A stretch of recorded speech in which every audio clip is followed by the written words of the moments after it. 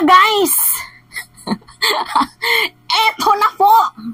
Yung pinaka-inaantay ng lahat! Sinusubok mong gobyerno Kibuloy ha? Lumabas na po! Ang hindi pa dapat lumabas pero lumabas na! Naalala nyo itong si Kibuloy nung naghamon, nag-aamok?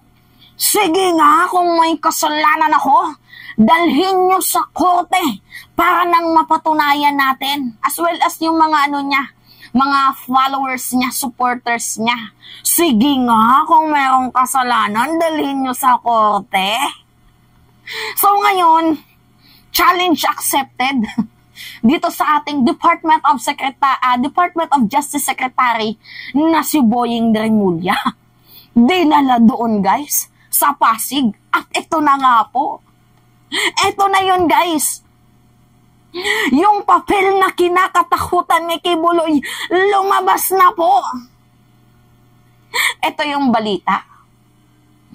Kibuloy arrest order. This time for qualified human smuggling. Naku po. Mukhang sa kulungan ka magpapalamig nito. Pero anyway, itong si Kibuloy, kung sakali mang maaresto siya, syempre high profile person to. So parang feeling ko, kahit makulong man itong si Kibuloy, merong VIP treatment. Yung parehas ba kay Gloria? Parehas kay Estrada? Diba na? Merong aircon, 22 square meter yung kwarto, yung parang condo style siya, kumpleto na lahat, talagang literal na yung parang VIP, yung mga ganun. Hindi na bago yan guys, kung ganun man yung mangyari, pero well, at least, nakulong. Yun po yung pinakamahalaga dito. Kasi guys, habang dinidinig po ang kaso niya, hindi po siya pwedeng dito, yung lumalabas-labas. Hindi ganun guys. Hanggat dinidinig pa po ito guys, nakakulong siya. Talagang dun siya manlalamig sa kulungan. Non-bailable po to guys. Diba?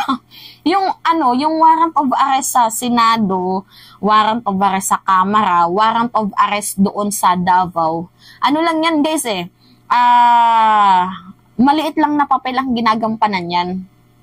Ito yung malaki, yung doon sa Pasig. Kasi kapag nahuli man siya, kunyari sa Senate, kapag nahuli ng Senate Sergeant at Arms, itong si Kibuloy, dinala siya sa Senado, ang gagawin sa kanya guys, i-detain lang.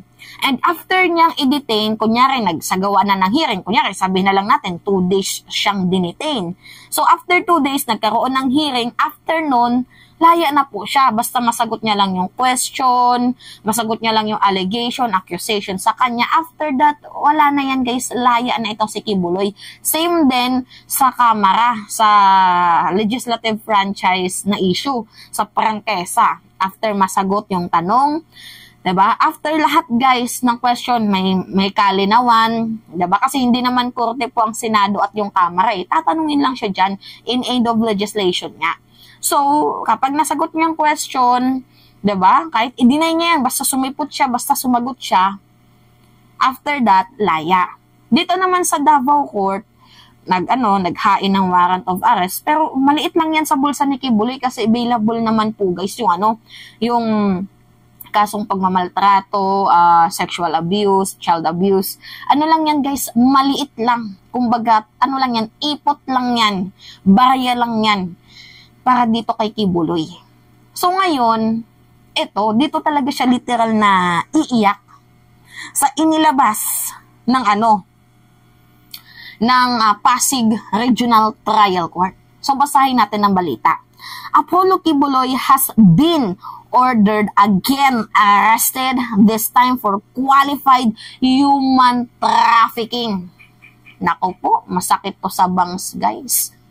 So the Pasig City Regional Trial Court or RTC issued the warrant for the founder of the Kingdom of Jesus Christ Thursday, April 11. Ngayon guys, fresh na balita. 1 hour ago, basta 1 hour ago to, nung ikinontent ko sa inyo. So, nag-issue po sila guys ng warrant of arrest para po sa founder ng Kingdom of Jesus Christ. It is the second arrest warrant against him after the Davao City RTC issued last week an arrest warrant for him for 5 subordinates for child and sexual abuse charges. So sabi dito guys, Pasig Regional Trial Court Branch 159, Acting Presiding Judge Reniela Estacio Montesa issued, kasi nakitaan ng probable cause issued the arrest order after denying the motion of Kibuloy's camp asking to defer or suspend the proceeding and hold in abeyance the issuance of warrant. So sabi pa dito guys, Kibuloy's camp sought the suspension of the criminal proceeding due to a pending motion for reconsideration before the Office of Justice Secretary Jesus Crispin Remulla. Yan po yung sabi.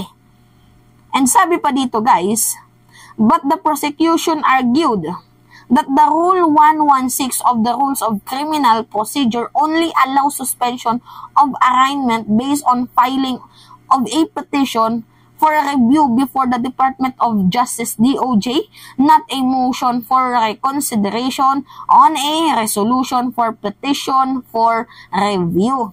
So, nakitaan nga po, guys. Anyway, yan po yung sabi dito.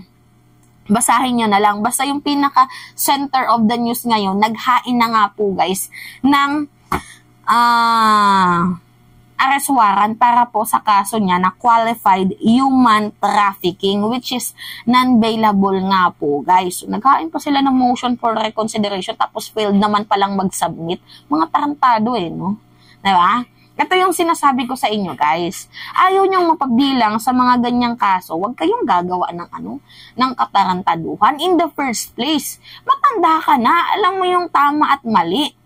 'Di ba? Kahit nga ngayon, wala kang ginagawang pagrespeto sa ating Senado as well as din dito sa ating sa Kamara at sa Korte, 'di ba? Anong ginagawa mo? Forever skip ka na lang. Hanggang doon na lang ba yung kaya mong gawin? Skip. Hindi mo pwedeng gawin yan. Yung skip ka na lang forever. 'Di ba? Darating din at darating yung puntong mahuli ka. So kung ako sa'yo, wag mo nang galitin ng gobyerno. Humarap ka na lang. 'Di ba? Si President Marcos na, gigil na din sa'yo Humarap ka na lang. Yung tipong meron ka pang sinasabi na, sige, 'di ba? Dalhin nyo sa korte. Tapos nung dinala sa korte, nag-video ka na naman ulit na gusto mo bigyan ka ng kondisyon. Ang kapal naman ng mukha mo. Ikaw na nga to nakagawa mali, ikaw pa malakas ang tama. Diba? Nagigets niyo ako, guys? Anyway, yun po yung yung balita natin ngayon.